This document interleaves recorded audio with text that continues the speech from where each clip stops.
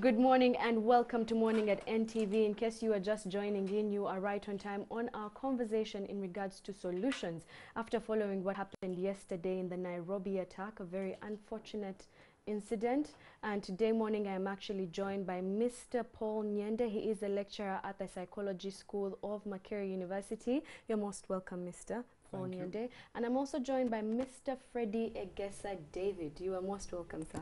Good morning. He is a private investigator, and we're going to be having a conversation in light of what has happened in Kenya. How do we move past as Ugandans and prepare? Because from what we're doing in our press review this morning, the headline is that Uganda is on high security alert. Now, before we can get into the conversation, just to recap on what happened yesterday afternoon and in regards to where we are this morning, let's take a look at what Jillian Nantume has gathered for us.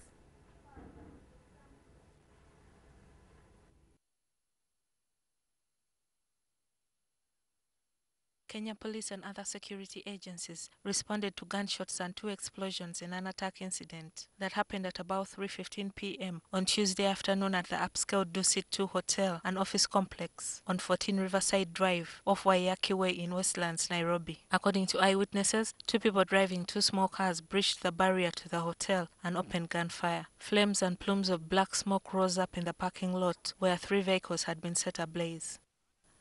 One of the vehicles said to have been used by the assailants was abandoned on the road leading to the hotel. The vehicle had a drawing of a skull on the boot. A number of people, some injured, were seen fleeing the compound of the hotel complex.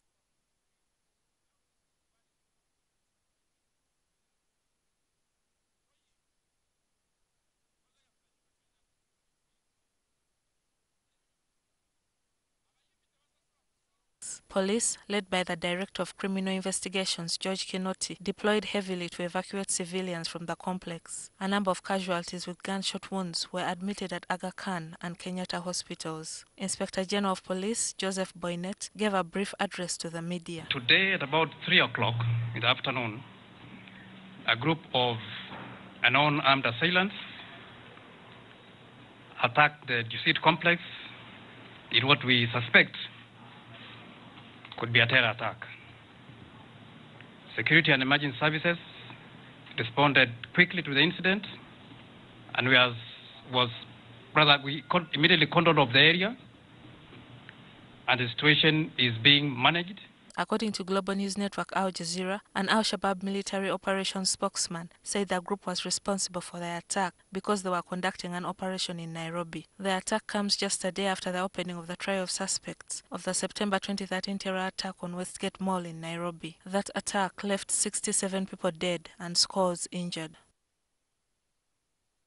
In light of that and what has been happening in Kenya for the last over 10 hours with regards to the fact that a number of people have actually been rescued, over 50 this morning, and also the fact that we did see a suicide bombing. A number of people have come out to say a few things. But looking at what the Uganda police has said in light of all of this, through a series of tweets using the Uganda Media Center handle, the Uganda police, in response to yesterday's attack, they did issue a statement yesterday evening. And this is what they had to say. In response to today's attack in our neighboring Kenya, we have noted with concern that our people are living in fear and are equally concerned with what happened there. And a number of people actually are living in fear. Why? Because Somalia has actually done this in regards to Al-Shabaab. They did have say they were actually responsible for bombing, the twin bombing in July 2011 in Uganda. And in regards to that, a number of people are saying, is it going to happen once again? Because in regards to what happened in Kenya, it was not the first time that the Al-Shabaab were claiming that they were responsible for a terror attack there. Now, in the studio this morning, once again, I am joined by Mr. Paul Nyende.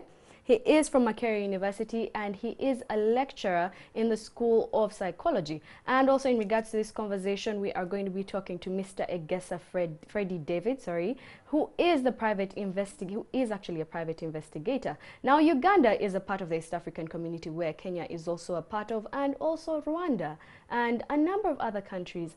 But what goes ahead to say is that we are a village in just a huge country, and that is in regards to the East African community. Now, you can be a part of the conversation on social media, and also you could be able to call in. The number will be on the phone line, on the screen actually, sorry, and you could be able to just share with us what you think of what we're talking about. Now, getting straight into the conversation before we can bring it to Uganda, Mr. Freddie Egesa and also Mr. Paul Nyende, what do you make of the terror attack in Nairobi?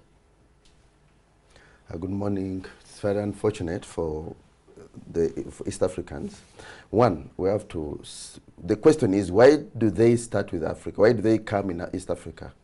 What I see is, I think we may not be the main target of the Al-Shabaabs, since they have claimed it is their deed, but we may be just an extension of their training wing, an extension of their laboratory to test and see how best they can, they are trying to perfect. They go train, hibernate, then come to kind of deal with situations of seeing how best they have, how far they have gone in their situations of hitting their aims and objectives. Okay. So why is East Africa? Why Kenya? Why Uganda? Why maybe this region? Yes. The issue is one, I think because of our political divides, and because of the level of thuggery in these countries. So we are failing to go deep into kind of wiring intelligence, because terrorists don't work in isolation. They work with the people. They sometimes use the back of the thugs within the areas, so that they train, they gather intelligence, because people are divided politically, people are divided socially, there's that big gap of the poor and the rich. Yes. So in the process you find that even within the same countries, people are very disgruntled. So in the process, terrorism gets a red carpet in areas like Uganda and Kenya. Okay, yeah. So perhaps that's where the target could be. Yes. Now, Mr. Paul, as you are watching and perhaps as you listen to all that has been going on since yesterday afternoon, what do you make of it? I think for us to be effective, it is important that we engage investigations at all levels, including at a psychological level, because the terrorists use psychological operations, and they take a weapon of surprise. And therefore, there's a need to get into the minds, the criminal mind of the terrorist, and try to see what is it that they are likely to do and where they are likely to strike. Because they are likely to change strategies every now and then. We look at patterns and also try to project what is it that they could do next. But essentially, it is very important that we all get on high alert. Nobody can say that we are secure and safe, because you don't know where the next strike can be. So that's the surprise element that the terrorist uses. Okay, now as we speak about the surprise element, perhaps it also goes back to the fact that yes, we are afraid. A number of Ugandans who are watching right now are wondering how safe are we, what could be the next thing. But as we get into that, because as it seems, as I'll just continue to read, because it was actually a series of tweets that came in from the Uganda police. And Mr. Egesa, perhaps you'll be able to expound on this. With the Uganda police saying, our assurance is that we, together with our sister security organs, have secured all our border entries and exits. Those are secured according to the Uganda police. And also the fact that, however, as much as we are in charge, we want to call upon all of you, each Ugandan, to be vigilant in your places of work, your places of worship, your entertainment centers, and all shopping malls, among other places. So let's talk about the security in Uganda in light of what the Uganda police is telling us. Unless I'm happy that possibly for the first time, the Uganda police is telling people that please, security starts with you. Borders, yes, they have done all they can do. They have maybe handled the issue of the borders, but we know that the breeding area for terrorism is not even through borders. They may, by the time they may cross borders a year prior to an attack, meaning that terrorists are within us. They are with us. And what we have to do is to be alert. So, but the question is has government put us system? Has the government put up systems and situations where information can flow from the smallest of Ugandans, from the poorest of Ugandans to the state? And then, is that information secure? Can that information be well used, or they can kind of be used against the informer? I think that's the area where we have a problem. So let's talk about those systems. Let's dive into those systems. What systems do we have in place actually as Uganda? I can see that we still have a situation where government carries security operations without due regard to the poor, without due regard to the local person where a terrorist can hibernate and maybe incubate his programs. You look at areas like Nakurabi, you look at areas like Katwe, where if the security is to go there, they just go and pick the poorest, lock them up, extort money from them, and release them. That kind of situation kind of spells doom for Ugandans, because even if it doesn't mean that he who is poor is a criminal. So there should be a situation whereby the government brings programs down to the lower person, then gives that person platform to participate in his own personal security in his simple way. But deploying soldiers to go beat up the poor, beat up people who are moving late because of several reasons, round them up, take them police stations, screen them, extort money, that's where we're going wrong. So your income status does not actually qualify you to be a criminal, no, is what not you're saying. And that's what the police needs to look out for. Exactly. But then in regards to, if they're saying, yes, first of all, they shouldn't arrest just those who they believe are poor and try to extort from them, how can they be able best to equip even the poor person? Because as Mr. Paul has mentioned, there are patterns we need to be looking out for in regards to... There are countries like, I think I've heard of, is it Rwanda, where intelligence is bought. Okay. People allowed to look around for some information, pass it over to state, then state gives out a small token. Especially, you know, the poor people see all. The poor people see everything because they're everywhere. Yes. They go to the rich people's homes. The rich may not go to the poor people's homes, but the the poor always will go there. They'll more. They tend to their animals. Yes. They tend to their dogs. The ones who are cleaning and washing. The cleaners. So they pick a lot of information. How can this information become kind of an asset to the state by kind of, the state has enough money. We have a lot of money here. We are throwing around, giving tokens here and there. Yes. We can create a kind of an intelligence bag where if you see anything suspicious and maybe you engage you kind of put in transport, maybe airtime, the state reimburses. There should be that kind of initiative, that kind of program where the poor people believe that whatever they tell to the state is taken in confidence and possible a small token is given back. As you talk about that, wouldn't that actually go to the fact that perhaps we'll have more people coming up to bring up claims that may not be true here and there just because they want that money? Yes, but now it is the duty of the state to shift and to kind of use information properly. Okay. Yeah. Now, in regards to what you've said, Mr. Nyende, would you believe that in regards to the human mind and how we feel secure, would that actually bring safety to us as Ugandans in regards to knowing that I, as Rita, as I go home, perhaps if someone has been in my house and sees that I'm creating a few explosives, but okay, a few activities do not add up, yes? How does that play in terms of the country?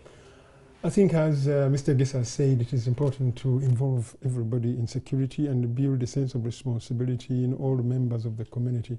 I think it starts with you as an individual to be alert and watch out for anything suspicious. But most of the time we have tended to leave security to security organs. And when we come across anything suspicious, we block our minds to it. As long as it's not directly affecting me at the moment, I don't care. And I think there's a bridge that needs to be built between the forces and the community members so that there is that confidence that I can reach out, give information, and I'll be protected. Okay. Yes. Otherwise, we want to develop a sense of psychological ownership. Security is ours. We as community members, we have a role to play, and we can stamp out problems in our community. This has worked at in some communities where, especially rural communities, where people work together in terms of bringing peace and security. In the urban centers, we tend to be very individualistic. We have our perimeter walls, and as long as we are safe within, we don't care about what happens in the neighborhood. So that's what we need to do away with and all be involved. Okay, now speaking of involvement, the fact is that we have social media. Now that Nairobi terror attack, actually most of the news did break out on social media, with a number of people who were trapped within the complex actually tweeting about what was happening. But one thing that has also been able to circulate on social media and goes back to our vigilance, day-to-day vigilance in regards to if I'm here, what am I looking out for in regards to what's happening outside. Now, there was, and it has been circulated on a number of social media platforms, a video of the CCTV footage from yesterday afternoon outside the complex in the parking lot. Now, just illustrating it to you, there were 3 men masked, all wearing black. 3 of them had guns, and they were walking towards the entrance of the complex. It is recorded on CCTV. We're not sure if anyone was watching out for the CCTV, because in Uganda we have finally gotten CCTV, and it begs the question, was there someone monitoring the CCTV cameras that were recording this footage? Because after these 3 men went ahead, there's a 4th who also just kept behind, looking out to see who was following. Is there anyone checking out to see, are they coming in, are they covered? He was actually protecting and providing cover for these people. So let's talk about the CCTV cameras in Uganda, because that's a part of the security that we have now. Of course, CCTV is another advantage in boosting security, yes. We were seeing what we're seeing because there was someone who was recording. The biggest CCTV I've always talked about is the human eye, because it is everywhere. Yes. And it has to be enhanced and kind of possibly rewarded. What you're talking about is a situation where we tend, you know, there's a lot of laxity because of the way we train our people. They will reward them. The poorest paid people in this country are the security, maybe in East Africa, are the security operatives. They are the one, we demand so much from them that they have to be, maybe, you work 12 hours, then you are called on duty. You are ordered to come. To maybe go through the night. So we are dealing with a situation of tired, demotivated personnel. So of course, there should be someone in the security room to monitor and possibly raise an alert, or even order that there is a problem, there should be a reinforcement. Yes. But here's a situation that you see thugs, I mean criminals will have all this intelligence, they'll look at all this and then get to know where they are weakest. Yes. So in this area you could see there was a weakness of in the internal security within the hotel. Yes. There was panic with the general security of the country, because you can't say if it is true they killed 140 soldiers. Then that's, I don't know. Well, that was back when there was actually the Battle of El Ada. Oh, sure, yes, okay. yes. Because I'm just wondering, it's like the number, they talked about a very big number. So we're having a problem here because our security are not motivated. Because if I have maybe I've not paid school fees for my child, I don't earn enough, I'm just there to keep my job, I cannot be alert, my mind will be swayed away. And I think that's what could have happened. So you think it's because you've talked about this twice in regards to remuneration. First of all, in regards to remuneration of the people that might just have information, intelligence, that they could be able to give our security organs here within Uganda. That is Mr. Egesa's thought on that. And you can use the hashtag morning at NTV in regards to, do you agree, in case we see something suspicious, when you go to report it to the police and there's a pattern there, because Mr. Paul Nyande has said, look out for the patterns. Should you take it to police and perhaps be rewarded for this? And how much should we even pay these people for this? Because you say it's happening in Rwanda. A token of thanks is good enough. You know, even if you what give is me a token of thanks? It could if be you give a me soda. 5,000 shillings. Even if you give me 10,000, if you say, how much have you spent? I say, oh, I use the boda. How much airtime? I say, okay, take 20,000 shillings. One, I will feel that I'm part and parcel of the system. I believe that I've been kind of maybe appreciated, and then I'll do more. Okay. Now, speaking of doing more besides the token, let's go back to the fact that you talked about training. The training and the remuneration. Now, in regards to the training of security operatives here in Uganda, what level would you put our training at? We are fairly trained, yes, but at the same time, if you know, I've looked at dogs. You may train a dog never to eat anything, but provided don't give it food, it will eat. So it's a situation that we're dealing with a very, very poorly facilitated, kind of disgruntled force, disgruntled people. Look at the soldiers who walk our streets. Look at the policemen who walk our streets. Why do they extort? Yes. It's a sign that they are not getting, let's not talk about enough. They're not even getting the basics. How much do they get? They may not even be getting maybe 1 million shillings. And they have families like me. They have responsibilities. They have children to take to school. They fall sick. They have no medical program at all. They don't have any other incentive that would keep them to love their job. So that is where we need to have the That's why conversation. The training is totally fine, but then that's yes, well, I think we are fairly trained, but in the process, how do you put all this into play? When you are hungry, when your child is admitted and you don't have medical insurance, and you are supposed to, so you should extort to sustain a situation. Just to be there able are times to when I don't condone, but there are times when I try to understand them. Okay. Now, trying to understand, I'm going to ask you, Mr. Paul Nyande, in regards to reading the human mind and also just to be able to tell and feel sense of security when it comes to, when you talk about the fact that they're extorting, and then also the fact that when it comes to checkpoints, something we cannot ignore. When we look at the way we're being checked in different areas, when maybe you're entering, even just Serena, how were you checked? Even just looking at maybe a hospital. Should these be places that we should even have checkpoints? Because there's one thing of security and safety, but then there's also a bit of you want to make people feel comfortable. Because in a hospital, can we have a checkpoint? Yes, I think we need to be very careful about checkpoints and be very serious. Unfortunately, after an event, we are very, very serious. And then over the months, we become very lax because we don't see any danger. But the terrorist is always alert and watching you and waits for you to put your guards down and strike. So we should never put our guards down. But also the general population is very negative towards body checks and security checks. How do we get them to be positive? Because even Mr. Gesa, is it the way that we are touching people? Is it, are they not trained well enough to do this? I think it's an attitude issue. We don't like to be delayed. We are always in a hurry, especially drivers. You know our characteristics on the roads, and any pile-up creates a sense of anger and fury. So we don't want to be checked because we feel you are wasting our time. You've often seen people quarrel at checkpoints and throw insults at the security operatives over time. And as Mr. Gesa has said, you are not motivated, you are frustrated, but then the person you're trying to protect is also attacking you. And is rubbishing your contribution, and yet you are there for them. So that is very frustrating. You take, if you are to check 100 people a day and 70 of them have insulted you, I can imagine going to bed with the 70 insults. The anger that you might have, the anger that you might have. I wanted to add something. Yes. It depends, you know, look at a frustrated man checking you.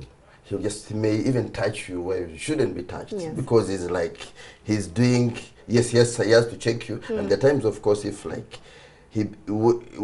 as he approaches you, he may think that you're undermining him because you are well off, and with him he has no food in his plate, on his plate. So I think there should be a situation where checking becomes compulsory, but also the people checking should be trained well enough. No, they should not be half-baked. Yeah, so what are we checking for? Because I think right now there is checking just to see, I mean, we even go through a metal detectors, but what are we looking out for? Is it firearms? Because they also, explosives could be built within a place. I could just carry, each day I'll carry something, put it there, carry something, and eventually I build something. All these are things that I have learned from the internet.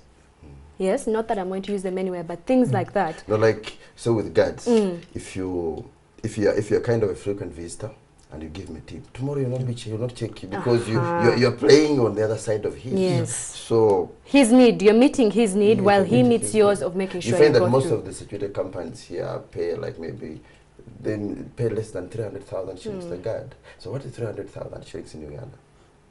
Why shouldn't that man take tokens? Why shouldn't he favor some people in the process, compromise security? Yes, just to be able to have something on his table. Okay, now moving on from that, because as it stands, maybe remuneration is something that a number of people have talked about, raised over and over again, and is a song. But talking about response, there is checking, then there is response in case of something like this. Looking at what happened in Kenya and regards when they arrived, when the police did arrive, and also in regards to the fact that we also had how long it has taken them to actually say that, the complex, officially a number of people have been saved here and there. It took over 10 hours. Now let's relate that to Uganda, and let's relate it to our response, even just for a fire in regards to that. Where is Uganda in regards to that? With the response, we are fairly good. We have the mechanism, we have the personnel, What we is have the tools. what is lacking? Them getting there is the issue. Yes, what may be lacking is maybe a situation of coordinated command. Okay. Because like in a situation where there is an attack, you need all facilities, you need ambulances and everybody. So who goes there first? There may be even a situation of a kind of friendly fire. You may end up shooting your own, especially one unit may shoot the other. So I think they're trying to. It's like now in this kind of system, it's like there is much more coordination now between intelligence and the police, so that they know who goes in first. I'm sure response we can handle. But the pre-attack may be a problem now if we do not size up, because if we are failing to root out thugs just within the suburbs. Exactly, even just a mere robbery. Who are picking phones, we have only got one. One on CCTV camera. How much did we invest? How many have we installed? We have invested so much, and we've only got one small thief. Who robbed the phone. Who robbed the phone. So, and I could see the police was very happy. Yes, it's an achievement, but we should not, we should think of domestic intelligence. People giving us information. Wherever we have put a camera, there are 1,000 people. Yes. Wherever we have put a camera, there are people within the vicinity who work from there, who live around there, who would want their security done within their own area. Yes. And how do we use them? How do we become friendly that they can give us information and we use it? So we should deal more not with just being able to actually deal with it when it happens, but the prevention. Yes. The prevention as it stands, yes, we might need to do a lot more. But let's look at in case it happens, as it did in Kenya. Yes, in case it happens, our response, as you have mentioned, and I think one of the things that we fear the most, even just when there's a robbery in my neighborhood, getting the police to come is something else altogether. Do we have to wait for maybe the police to respond, as you have said that you think that they are fairly well, they will be able to respond only when it's something so huge as terror? Of course, we're looking at jams on our streets. We're looking at several other things. So how do we overcome these things? There should be a situation. I think we should have. Okay, that's a situation where high alert comes into play. That we have standby forces who are able, who are motivated well enough, who are well facilitated because of the facilities. I've seen so many things, the vehicles and everything. We really see them. Do we really have the capacity to move in and create an effect? I think that's where we still have a question. So now let's ask, can we create an effect, even you as Mr. Paul? Because one thing we'll be talking about is the fact that the trauma that comes with this. Can we create an effect, Mr. Egesa? Yeah, Ugandans, I think we have well-trained people who can do that, and I think we can do that. But we should not wait to create an effect. I still go back on intelligence. We have the times. By the way, we have done some kind of good work in intelligence. That several times we have the attacks have been kind of foiled. Yes. Always telling us we have received intelligence on this day and we're going to do the most, you as citizens. We find that the people who give out that intelligence sometimes get out very disgruntled. We should deal with that. With the operationally, after effects can hit. Look at what happened in America. They tried everything, but they had losses. Once you are hit, you may try everything, but the loss is done. Let's deal with preemptive measures. Let's build so much on preemptive measures, and we will even stop expenses of after attack responses. Okay, now speaking of preventive measures, which is the conversation this morning in regards to what happened in Nairobi, a very unfortunate situation, which leaves Uganda, which is a part of East Africa, wondering, are we safe? Are we okay? What should we be doing? Because the Uganda police has come out to say that you need to be vigilant. Now you can take a conversation using the hashtag morning@NTV, and Malau will be reading your comments. In a few, you could also be able to call in and join in on the conversation. I am joined by Mr. Egesa, who is a private investigator, and also Mr. Paul Nyende in regards to trauma, because it's something huge. And the reason why we're saying, and Mr. Egesa might be also talking about, that we needed to be preventive before we expect the police to swoop in and save us in case of a situation like this. We also need to protect ourselves and look at the patterns. But question is, the trauma is also something else. But before we get into trauma, let's talk about social media. Where do you put social media in regards to preventive measures? Well, social media is a good evil. Let's talk about this good evil. Yes. Let's talk about this good evil. It has kind of enhanced information gathering. Of course, it feeds in the two houses. It is very hypocritical. Yes. It feeds within it feeds the enemy. Like now, the Al-Shabaabs are if the attackers should be looking at say, oh, here Joseph made a mistake. He would have done this and the other. They look at how the way they should exit and things like that. Yes. But we have to use it because it's a necessary evil. You are knocked by a vehicle, you are carried by a vehicle.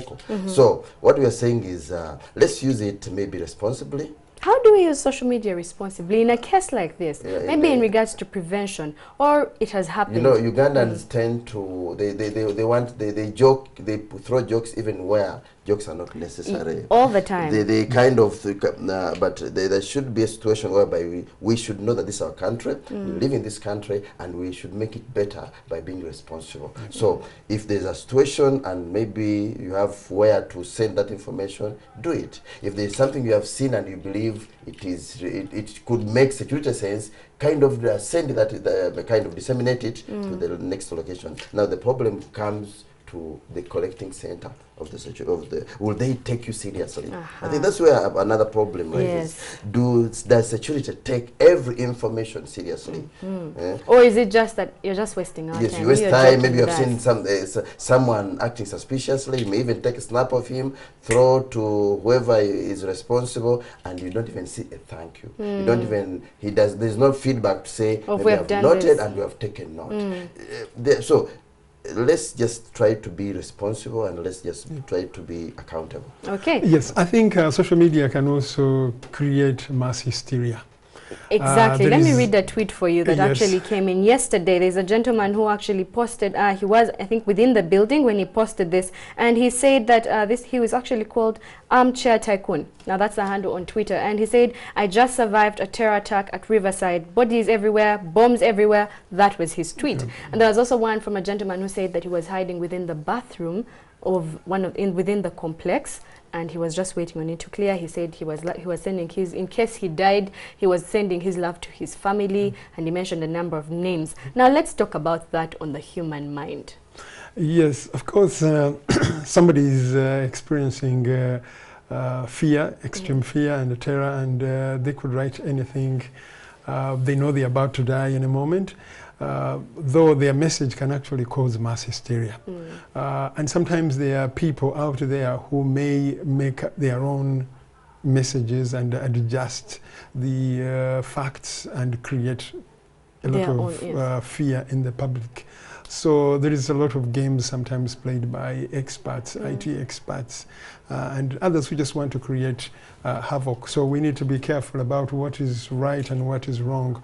Many times you have had distortions, severe distortions, including pictures. Yes. And people have gotten pictures from elsewhere in the world and said this happened on Northern Bypass. And this picture is from South Africa. If you zoom in closely, you see the number plate of the vehicle is not a Ugandan number plate.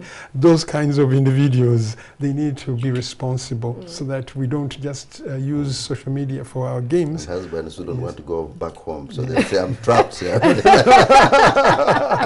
say he's trapped within the company.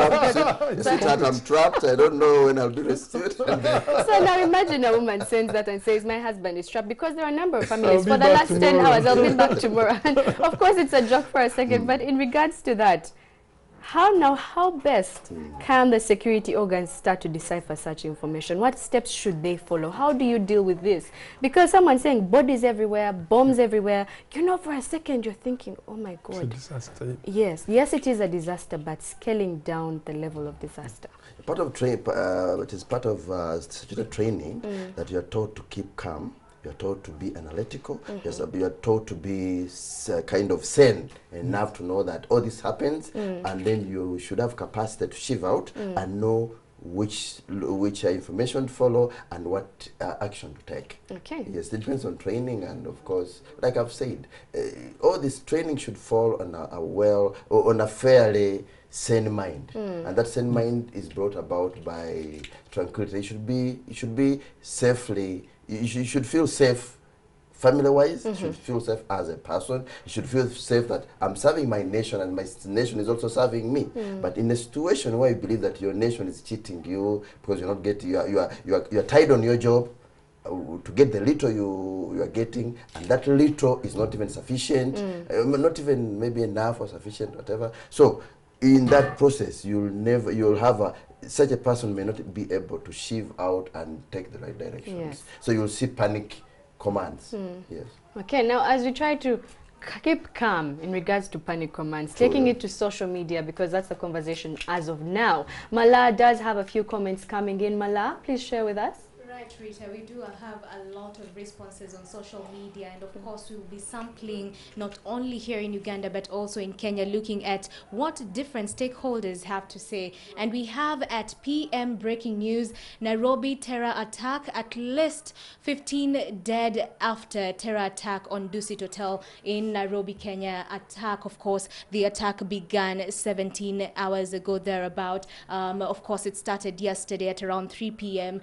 We also have, and I will sample this from Rwanda Zenith. You're saying, my sincere condolences to Kenyans who've lost their loved ones and wishing the injured a speedy recovery, inshallah. We also have our very own Mr. Bobby Wine, His Excellency Robert Chagulanyi, the Member of Parliament, Chadondo East, and he says, my heart is with our brothers and sisters affected at the 14th Riverside Drive in Kenya. We are there, and we actually wish them every single best. We also have a pastor, a very renowned pastor in Kenya, and he's saying, be strong and courageous. Do not be afraid or terrified because of them, for the Lord your God goes with you. We also have the Uganda police right here at home, quite articulate, and they are giving us an assurance, and they're saying, we sympathize with our Kenyan counterparts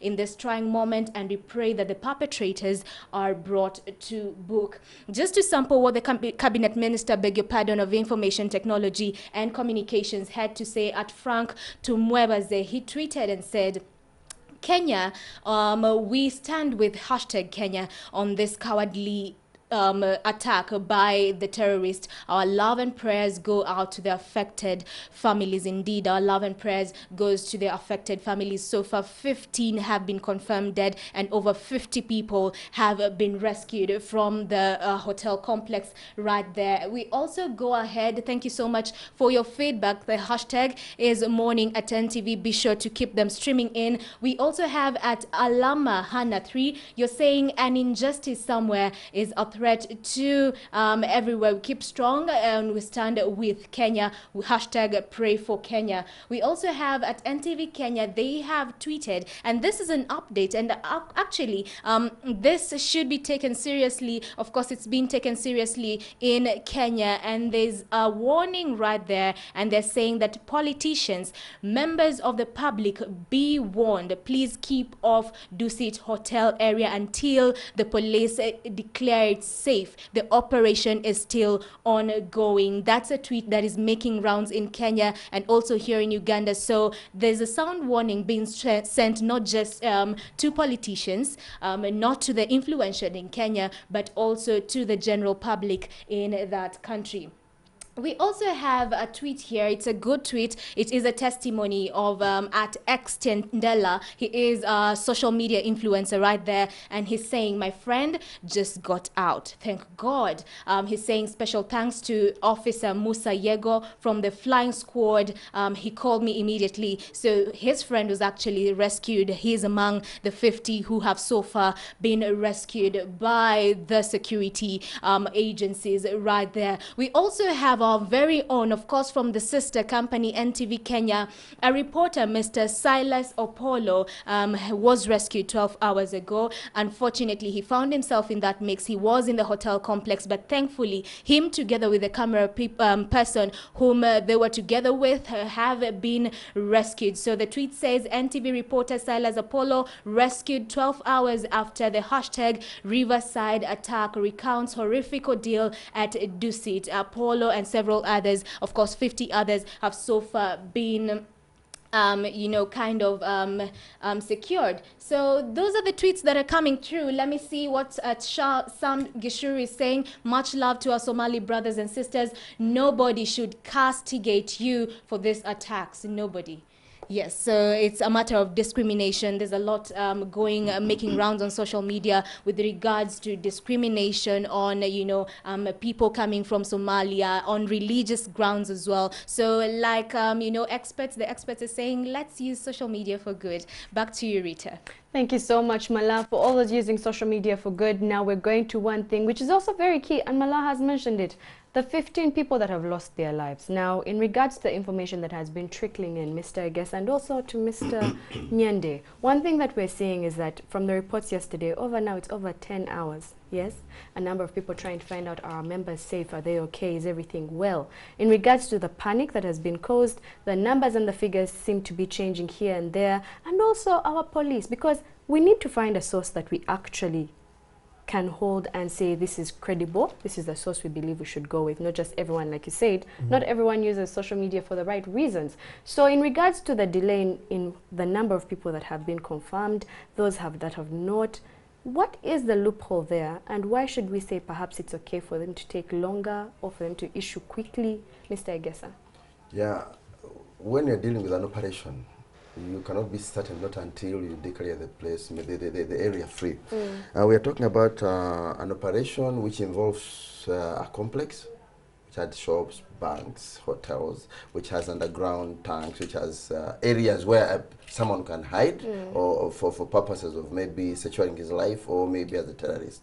Now, if you are quick to mention and conclusively say that we have lost so many, and as the operation is still ongoing, before even you clear the area to be free of terrorism, of the attack, you'll make a lot of messes. So we situated you should be careful how you disseminate your information, because at the end of the day you may appear to be lacking. So I go with them to say that let them tell us what they have come up to, but let them possibly tell us the truth. Yes. So that people are kind of, it is not good to, yes, you may conceal some information, because you're trying to contain the situation. Yes, by a security personnel may kind of hold some information for some time, but it should not lie. Okay. If you are lying, then you lose the credibility, and then people will never believe you at all. So it's okay that let them tell us as much as and when they are very sure that they're telling us the truth. Okay. Yes. In regards to being patient and waiting on the security operative, let's go to trauma. Mala did sample one of the tweets where they were talking about the NTV reporters that were actually saved from the complex. Trauma-wise, for all those that were coming out of there, for those that maybe even some are still dealing with it up to now from 2011, where does it leave the people who, yes, they may come out alive, but how are they and how is their mental state?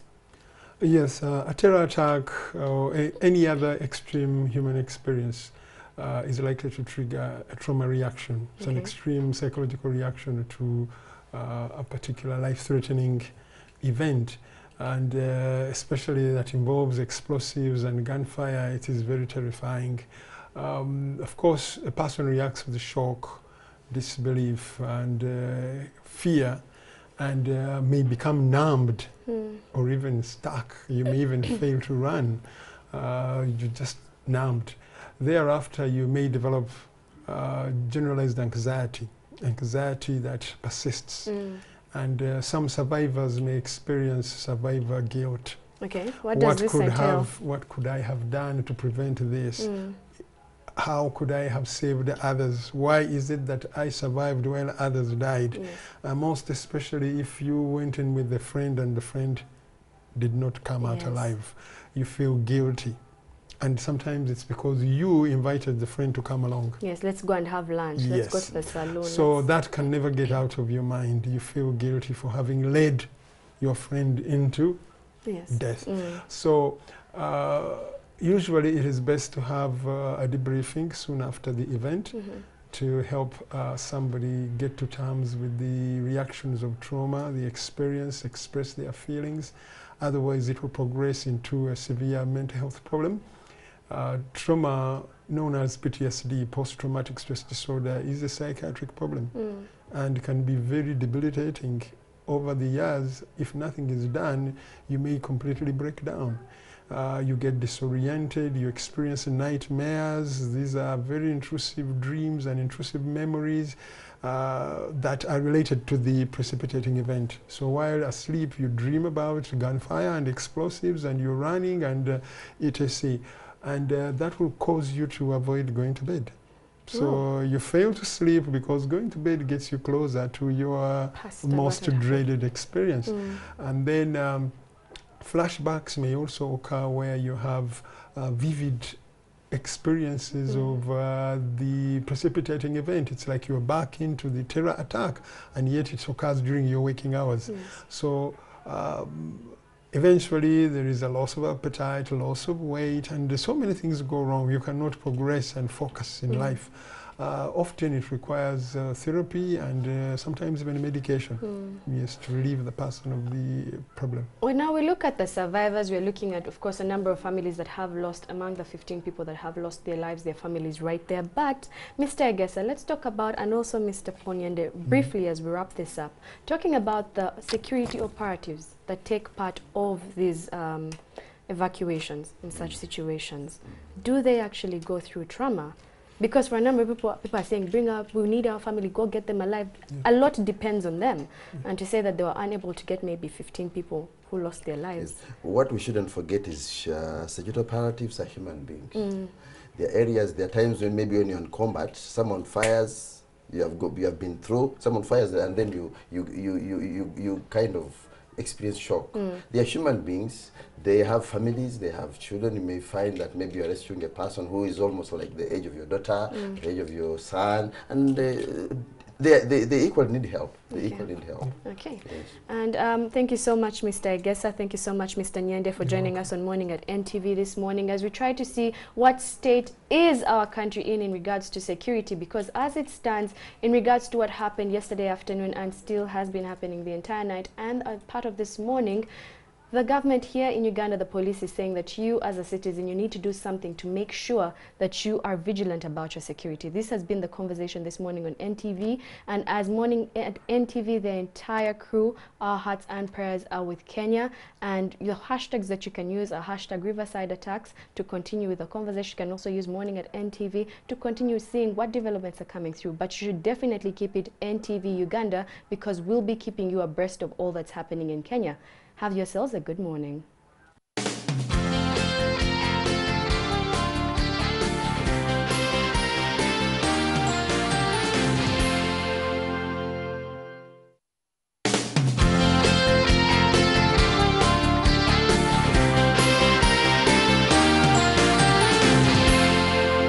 You're watching